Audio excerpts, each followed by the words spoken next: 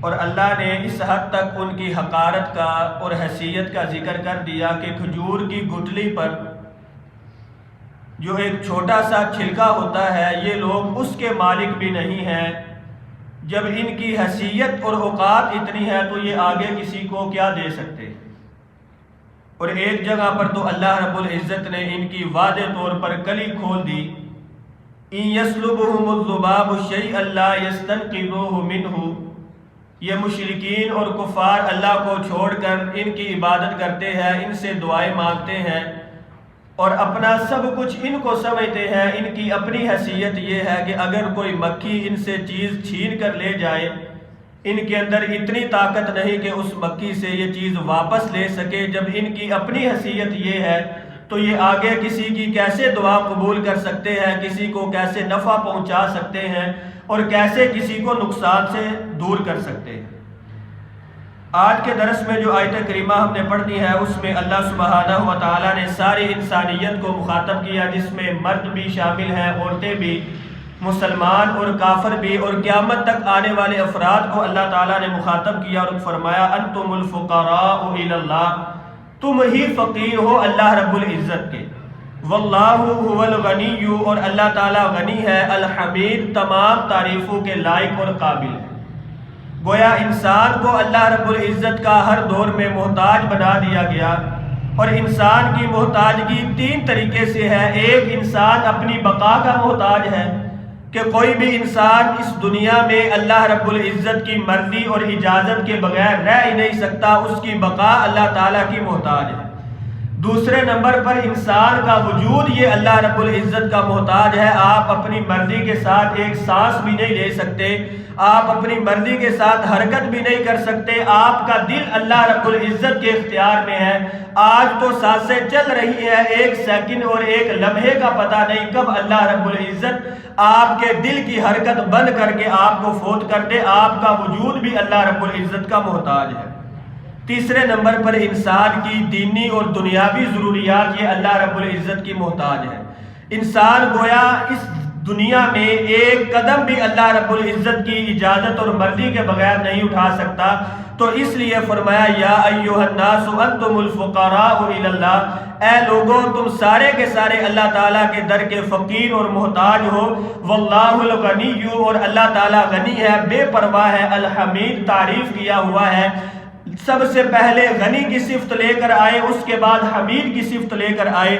مفسرین نے ان کے درمیان مطابقت یہ بیان کی ہے، ہو سکتا ہے دنیا کے اندر کوئی انسان ایسا ہو جس کو اللہ تعالیٰ نے مال و دولت دیا ہو، وہ دوسروں کی ضروریات بھی پوری کرتا ہو، لیکن اس کے اندر ہر قسم کی خوبی اور تعریف نہیں پائی جاتی۔ اس دنیا میں ایک ہی ذات ایسی ہے جو تمام کمالات کے ساتھ اور ہر طرح کی خوبی اور ہر طرح کی تعریف جس کے اندر موجود ہے، اور وہ اللہ رب العزت کی ذات ہے۔ اسی لیے سورۃ الفاتحہ کے آغاز میں فرمایا الحمدللہ رب العالمین، تمام تعریفیں اس اللہ کے لیے جو تمام جہانوں کا رب ہے، وَلَهُ الْحَمْدُ فِي الْأُولَى وَالْآخِرَةِ، ازل سے لے کر اب تک تمام قسم کی تعریفات اور توصیفات کا مالک وہ اللہ سبحانہ و تعالی۔ آگے فرمایا ان یشاء یذہبکم، اگر اللہ تعالیٰ تمہیں لے جائے، فوت کر دے، مار دے، وَيَأْتِ بِخَلْقٍ جَدِيدٍ، اور تمہاری جگہ کوئی اور مخلوق لے آئے، وَمَا ذَلِكَ عَلَى اللَّهِ بِعَزِيزٍ، اور یہ کام اللہ تعالیٰ پر کوئی باری نہیں ہے۔ علامہ زمخشری رحمہ اللہ نے لکھا ہے اس آیت میں اصل میں اللہ رب العزت غصے کا اظہار کر رہے ہیں کہ اللہ تعالیٰ تمہارے وجود کا محتاج نہیں ہے، اللہ تعالیٰ تمہاری عبادت کا محتاج نہیں ہے۔ اگر سارے کے سارے انسان جمع ہو کر ساری کی ساری زندگی اللہ رب العزت کی عبادت کرتے رہیں تو اللہ تعالیٰ کی ملوکیت میں اور اللہ تعالیٰ کی بادشاہت میں اتنا فرق بھی نہیں پڑتا کہ ایک جو ہے وہ چھوٹی سی چونٹی یا پھر جو ہے وہ چھوٹا سا جانور اپنی چونچ جو ہے وہ سمندر میں ڈالے اور باہر نکال لے، جتنا فرق سمندر کو پڑتا ہے اتنا اللہ رب العزت کی ذات کو فرق نہیں پڑتا۔ تو اللہ رب العزت کسی کا محتاج نہیں ہے۔ یہ جو تم جن کو چھوڑ اللہ رب العزت کو چھوڑ کر جن کی عبادت کرتے ہو، اللہ رب العزت چاہے تو تمہارے وجود کو ختم کر دے، تمہاری جگہ پر کسی اور مخلوق کو لے آئے، وما ذلک علی اللہ بعزیز، اور یہ اللہ تعالیٰ کے لیے کوئی مشکل کام نہیں ہے۔ تیسری آیت میں فرمایا وَلَا تَزِرُ وَازِرَةٌ وِزْرَ أُخْرَى، اور کل قیامت کے دن کوئی بوجھ اٹھانے والا کسی دوسرے کا بوجھ نہیں اٹھائے گا۔ جو کچھ انسان نے کیا ہے کل قیامت کے دن اسی کو حساب دینا پڑے گا۔ آپ علیہ السلام نے اپنی بیٹی فاطمہ کو کہا تھا، اے فاطمہ یہ نہ سوچنا کہ تمہارا باپ اس کائنات کا سردار ہے اور انبیاء کا سردار ہے، کل قیامت کے دن تم نے اپنے اعمال کا حساب دینا ہے، میں نے اپنے اعمال کا حساب دینا ہے۔ کل قیامت کے دن کوئی باپ اپنے بیٹے کے کام نہیں آئے گا، کوئی ماں اپنی بیٹی کے کام نہیں آئے گی۔ ہر انسان نے جو کچھ کیا ہے نیک عمل ہے تو وہ بھی اس کے کام آئیں گے، اگر برے اعمال کیے ہیں تو کل قیامت کے دن اپنے انجام کو پہنچ جائے گا۔ فَإِن تَدْعُ مُثْقَلَةٌ إِلَىٰ حِمْلِهَا لَا يُحْمَلْ مِنْهُ شَيْئًا وَلَوْ كَانَ ذَا قُرْبَىٰ۔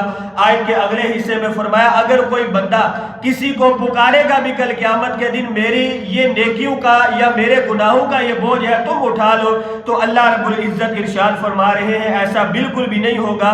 وَلَوْ كَانَ ذَا قُرْبَىٰ، اگرچہ وہ کتنا ہی قریبی رشتہ دار نہ ہو۔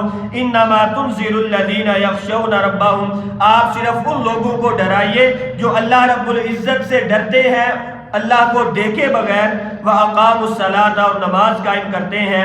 اس آیت میں نبی علیہ السلام کو تسلی دی جا رہی ہے کہ آپ ان لوگوں کو دین کی دعوت دیتے ہیں، یہ لوگ بات نہیں مانتے، آپ کو پریشان ہونے کی ضرورت نہیں ہے، آپ صرف ان لوگوں کو تبلیغ کیجیے جو اللہ تعالیٰ سے ڈرتے ہیں، 5 وقت کی نماز قائم کرتے ہیں۔ وَمَن تَزَكَّىٰ فَإِنَّمَا يَتَزَكَّىٰ لِنَفْسِهِ، اگر یہ آپ کی بات مان لیتے ہیں تو یہ اپنے ہی فائدے کے لیے ہے، اگر یہ بات نہیں مانتے تو ان کا نقصان ہے، آپ کے اوپر کوئی جو ہے وہ گناہ نہیں ہوگا۔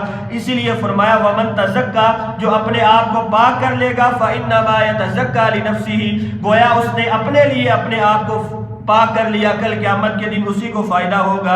وَإِلَى اللَّهِ الْمَصِيرُ، اور یہ بات یاد رکھنا ساری کے ساری مخلوقات کو لوٹ کر اللہ رب العزت کی طرف جانا ہے۔